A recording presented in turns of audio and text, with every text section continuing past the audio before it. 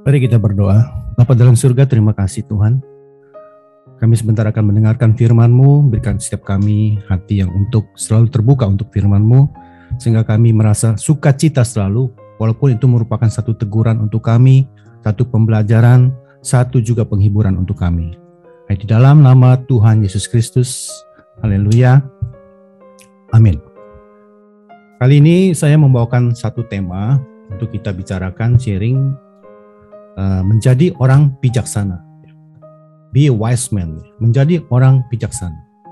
Kita lihat firman Tuhan di dalam kitab Efesus 5 ayat 15 sampai 17.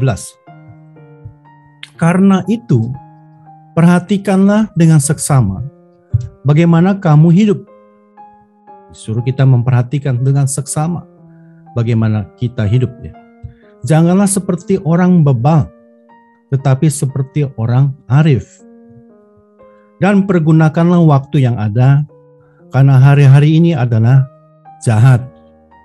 Sebab itu janganlah kamu bodoh, tetapi usahakanlah supaya kamu mengerti kehendak Tuhan. Amin. Jadi di sini ada 4 pesan untuk kita. Dari kitab Efesus 5, 15-17 ini, orang bebal, orang arif, pergunakan waktu, mengerti kehendak Tuhan. Jadi ada 4 itu. Orang bebal, orang arif, mempergunakan waktu, mengerti kehendak Tuhan. Yang pertama mungkin kita akan membahas 2 hal, saudara. Membedakan orang bebal dan orang arif itu. Orang bebal, sama dari kita lihat kitab yang lain di King James Version seperti itu, adalah orang yang bodoh seperti itu. Katakan demikian ya. Sudah tahu tapi masih saja melakukan, mengulang kembali, sehingga dikatakan orang bebal. Kebodohannya itu sebenarnya bukan dia itu orang yang bodoh secara pikiran atau pengetahuan, tapi karena kedegilannya itulah yang dikatakan, dipesankan supaya kita jangan seperti orang itu. Orang yang bebal demikian itu, saudara. Dia itu kalau mendengar sesuatu atau melihat sesuatu itu tidak mau menganalisa lebih lanjut untuk berdiam diri, berdoa, melihat satu kebenaran. Dia itu hanya membenarkan diri dia sendiri, bahwa dia itu orang yang paling benar, seperti itu. Kita mungkin ada di teman-teman kita, sekeliling kita, terkadang kita mengalami atau menemukan orang-orang seperti itu, saudara. Menjadi satu ujian ya buat kita ya. Bahwa kita bagaimana menghadapi teman yang seperti ini, menghadapi orang yang seperti ini, supaya kita bisa lebih menjadi orang yang bijaksana. Mungkin orang yang itu adalah orang yang bebal, seperti itu, atau dalam tanda kutip adalah orang yang bodoh, seperti itu.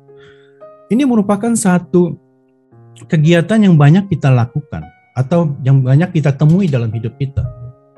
Orang demikian itu yang menganggap dirinya yang paling benar, atau kita sendiri bahkan, saudara, yang menganggap hidup kita ini atau kita ada orang yang paling benar, berdiri pada pengertian kita selalu itu sesuatu yang dikatakan bahwa kalau jauh dari kebenaran firman Tuhan itu,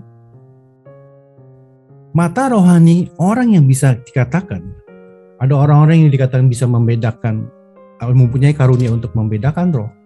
Jelas sekali dikatakan atau terlihat bahwa orang ini ditunggangi oleh roh yang bebal seperti itu. Jangan sampai kita sampai di situ. Dia menutup hatinya untuk menerima pendapat orang lain, untuk bisa masuk satu dimensi bahwa apa yang dia dengar itu merupakan satu teguran atau merupakan satu ajaran untuk lebih baik lagi ke depan, untuk bisa memperbaiki hidupnya. Kita pernah juga membaca bahwa hari Tuhan itu adalah seperti pencuri datangnya, seperti itu. Kita tidak pernah tahu, saudara, seperti itu. Hal-hal yang di dalam kehidupan kita, di dalam Wahyu 16-15a dikatakan, ya, bahwa lihatlah aku datang seperti pencuri. Berbahagialah orang yang berjaga-jaga, seperti itu. Kaitannya dengan tadi bahwa pergunakanlah waktu itu. Dia tidak mempergunakan waktu yang sebaik-baiknya. Dia membuang waktu.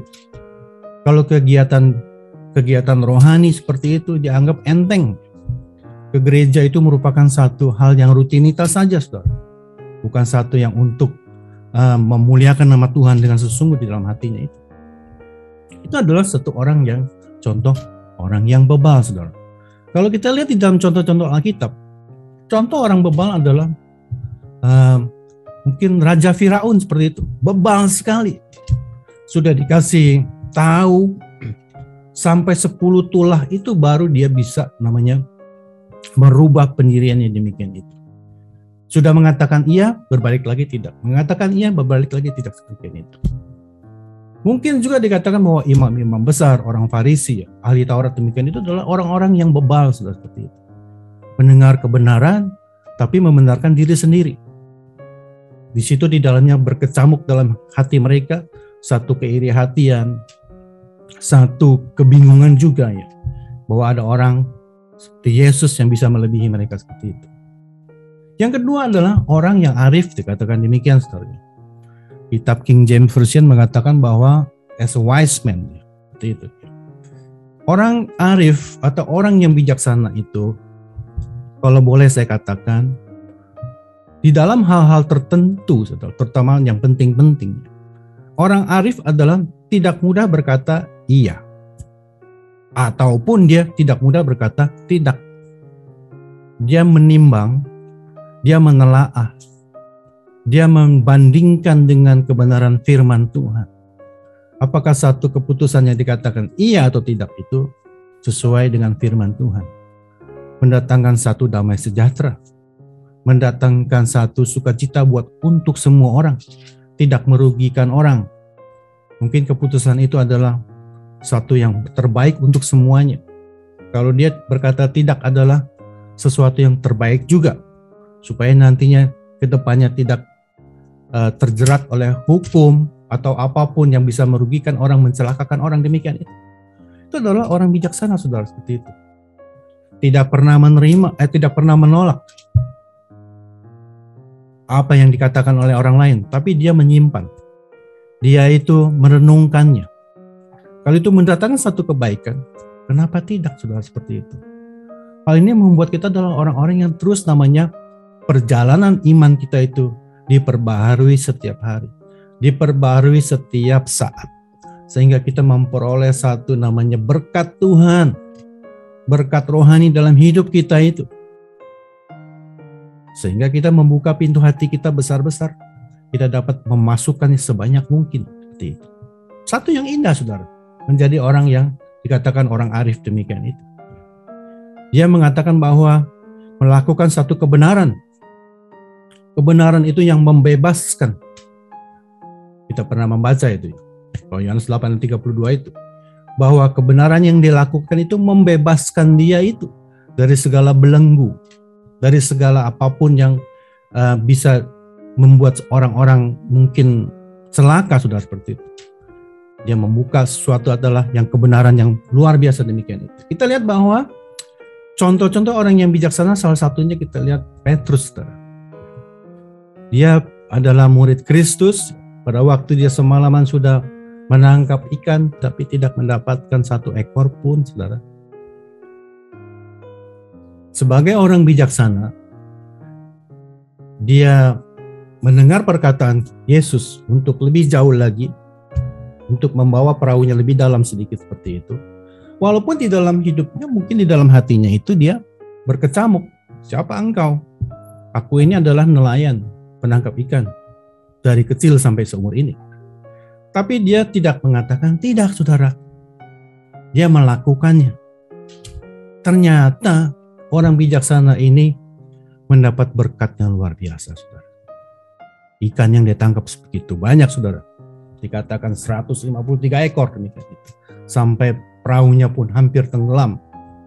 Itu adalah akibat, saudara. Jadi orang yang bijaksana itu mau mendengarkan, mau menimbang, mau berikan satu kontribusi pada hidupnya sendiri, bahwa bukan saya yang terbaik, orang lain pun bisa lebih baik daripada saya, demikian itu.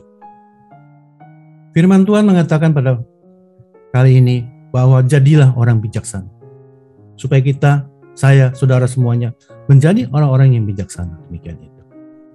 Satu keinginan sangat luar biasa dalam setiap hidup orang percaya, bahwa untuk semua orang kita akan menjadi seorang yang bijaksana.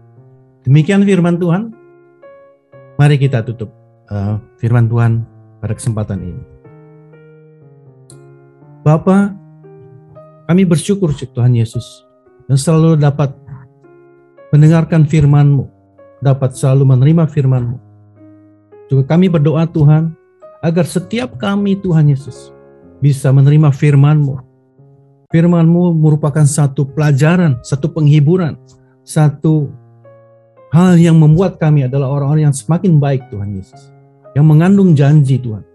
Walaupun kami terkadang tidak mengerti Tuhan tentang firman-Mu tersebut, tapi Kau telah mengirimkan Roh-Mu yang kudus untuk kami menjadi mengerti.